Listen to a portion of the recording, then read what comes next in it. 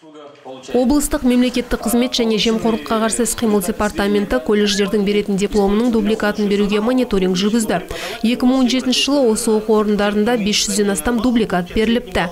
7 колледж, Қостанай медколледжі, индустриялық педагогикалық, Қазақстандық агротехникалық, Рудныйдың әлеуметтік гуманитарлық колледждері, Наурызым колледжі мен Денисов кәсіби колледжі дубликат беру үшін сай келмейтін құжаттар сұратады.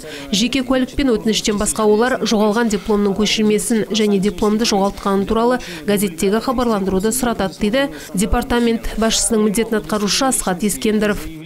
Запрашиваются копии утерянного диплома. Объявление в местных газетах об утере диплома. Дубликат тегін берілу керек екен, алайда колледждерде құжат үшін 1,5-2 мың теңге сұраған кездер болыпты. Департаменттің есебінше келтірілген шығын мөлшері 60 мың теңгеден асады. Ал білім беру мекемесінің өкілдері бұл деректерді растаған жоқ. Талап етілетін құжаттарға өзгеріс 2016 жыл ғана енгізілді. Ал бұған дейін біз шын мәнінде газеттегі хабарландыруды сұраттық, яғни жоғалғанына көз жеткізу үшін, дейді колледждің өкілдері. Сказать это. Почему? Потому что эта услуга введена в 2016 году.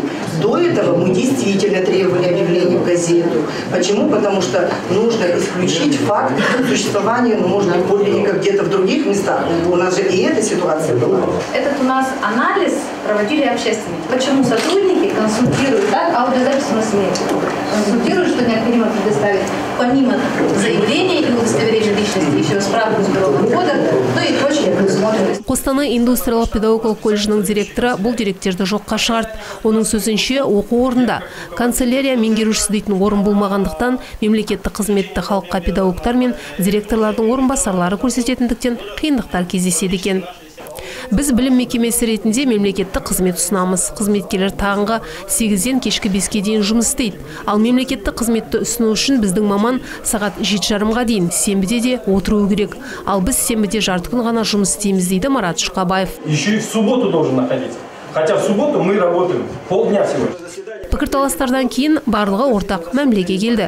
Колледждер қателерін түзеп, ақшаны дубликатты алушыларға берулері тиіс.